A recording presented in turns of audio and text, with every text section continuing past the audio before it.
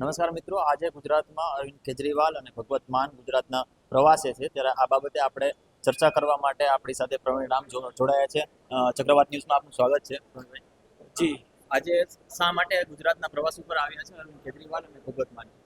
જી, ચોક્કસથી આમ આદમી પાર્ટીના સુપ્રીમો અરવિંદ કેજરીવાલ અને પંજાબના મુખ્યમંત્રી ભગવત માનજી આમ તો ઘણા સમય પહેલાં આ કાર્યક્રમ ડિસાઇડેડ હતો કે 21-22ની અંદર જે કંઈ સમૂહ લગ્નની અંદર હાજરી આપવાની છે, એક જગ્યાએ જે મંદિરનો કાર્યક્રમ છે, કથાનો કાર્યક્રમ છે, એમની અંદર કાર્યક્રમની અંદર હાજરી આપવાની છે.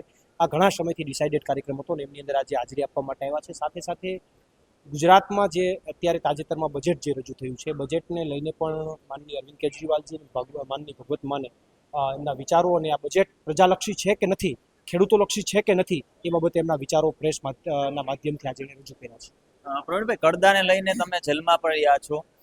આ બજેટ ખેડૂતો માટે કેવું ફળદાયી છે અથવા તો નુકસાનકારક છે, શું લાગે છે તમને? જો ખેડૂતો માટે આ બજેટની અંદર કોઈ પણ જાતની એવી નક્કર યોજનાઓ હોય એવું બજેટમાં ક્યાંય નથી. આ તો જોઈ શકાય એવી વાત છે, આમાં કંઈ ખોટી બોલવાની વાત નથી.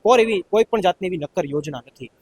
વર્ષોથી જે પાક વીમાની વાત હતી, લગભગ અરાઉન્ડ કેટલા બધા વર્ષોથી બંધ છે. તો આપણે કેટલા બધા વર્ષોથી જોતા આવીએ છીએ કે દર વર્ષે ક્યાંક અતિવૃષ્ટિના કારણે ખેડૂતોનો પાક ફેલ જાય છે. તો એ પાક વીમાની આખી યોજના છે એને સરકારે કોથરામાં નાખી અને માળીએ ચડાવી દીધી છે. તો ખેડૂતોને એવી ક્યાંક આશા હતી કે સરકાર આ વખતે પાક વીમાને લઈને અથવા ખેડૂતોના પાકના રક્ષણ માટે કે સહાય માટે કોઈક સારી યોજના લઈને આવશે.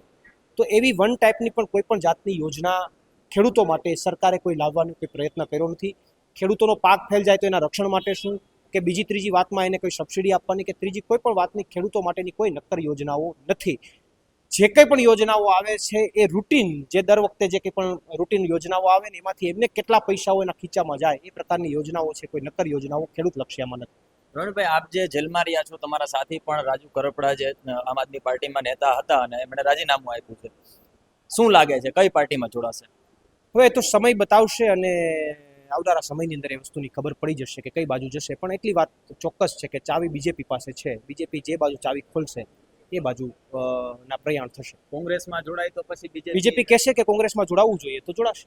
એટલે કોંગ્રેસના નેતા તો એટલા સક્ષમ છે કે ખબર પડી જાય કે ભાજપમાંથી આ કોંગ્રેસના નેતાએ રાજુભાઈને લઈ જવા હોય તો મારા ખ્યાલથી બીજેપી સાથે બેઠક કરવી જોઈએ. એટલે કદાચ ને કોંગ્રેસના નેતા પણ કાલે ઘણા બધા નેતા સાથે એમણે મુલાકાત થઈ છે. આ પહેલા પણ ભાદરકા બાપુ તમારી સાથે હતા, એ પણ મુલાકાત કરી ગયા છે. તો આમ આદમી પાર્ટીમાંથી જેટલા લોકો નીકળે છે એ રાજુ કરપડાની મુલાકાત કરે છે. શું કહેશો, આ જે ખોટ છે પાર્ટીમાં આવી રહી છે કેવી રીતના ભરશો? ના, જુઓ, જે પાર્ટી છે એક વિચારધારાથી ચાલતી હોય છે અને પાર્ટી જ્યારે કોઈ મુદ્દાઓ માટે લડતી હોય અને મુદ્દાઓમાં જો અટકી જાય તો પાર્ટીને 100% ખોટ પડે છે. પણ જ્યારે મુદ્દાઓ માટે, ખેડૂતો માટે લડતી પાર્ટી એના માટે લડ્યા જ કરે છે ગ્રાઉન્ડ ઉપર, ગમે એવો સમય આવે, ખરાબ સમય, સારો સમય, તો એમાં સંઘર્ષ જ કરે છે. તો કાયમી માટે જનતાનો પ્રેમ પાર્ટી માટે વધતો હોય છે કે કોઈ સંગઠન માટે વધતો હોય છે. એટલે મારું એવું માનવું છે કે આ પરિસ્થિતિમાં અત્યારે પણ પાર્ટીએ ખેડૂતો માટે લડવા માટે 1 મહિના સુધીનું આખું જે કંઈ પણ છે એ શેડ્યુલ આપી દીધો છે. તો પાર્ટી લોકો માટે લડતી રહેશે અને જનતાનો અને ગુજરાતના ખેડૂતોનો પ્રેમ કાયમી માટે અવિરત રહેશે. અંગત રીતે હું આપને એક છેલ્લો પ્રશ્ન પૂછીશ. રાજુ કરપડા અંગત રીતે ખેડૂતો માટે લડી શકે એવા સક્ષમ છે કે નથી? જો સક્ષમ છે, કાયમી અને ભૂતકાળની અંદર ખૂબ લડ્યા છે, સક્ષમ છે, પણ એવા મજબૂત વ્યક્તિને સત્તાધારી પક્ષ એની તાકાતને તોડી ન નાખે એનું અમને દુઃખ છે. એની જે તાકાત છે લોકો માટે લડવાની, અમે તો એવું ઈચ્છીએ છીએ કે એ તાકાતથી હજુ ભલે લડતા દેખાય, અમારી સાથે નથી તો કોઈ વાંધો નહીં, સાથે નથી તો એવું નથી કે ભાઈ દુશ્મન છે, પણ ખેડૂતો માટે જે તાકાતથી લડતા હતા એ જ તાકાતથી હજી આવનારા 2 મહિના પછી પણ લડતા દેખાય એવું અમે ઈચ્છીએ છીએ. પણ અમને ડર છે કે સત્તા પક્ષ એની તાકાતને તોડી નાખશે. ફરીથી તમે કદાચ મનાવવાનો સમય એવો કઈ વિચાર કર્યો છે એમને કે ફરીથી પાછા આવે પાર્ટીમાં? જુઓ, આમ આદમી પાર્ટી એ તમામ લોકો માટે અને જે કોઈ પણ લડવા માગે છે એના માટેનું એક ખુલ્લું માધ્યમ છે અને આ તો એનું હોમ ગ્રાઉન્ડ છે. તો એમાં આમંત્રણ આપવાનું હવે આ તો ઘર છે. પણ હું એવું માનું છું કે ચાવી અત્યારે બીજેપી પાસે છે. એટલે જેને પણ કંઈ આમાં પ્રયત્ન કરવા હોય તો એ બીજેપી પાસે જઈને ત્યાં ચાવી માગે તો શક્ય છે, બાકી શક્ય નહીં.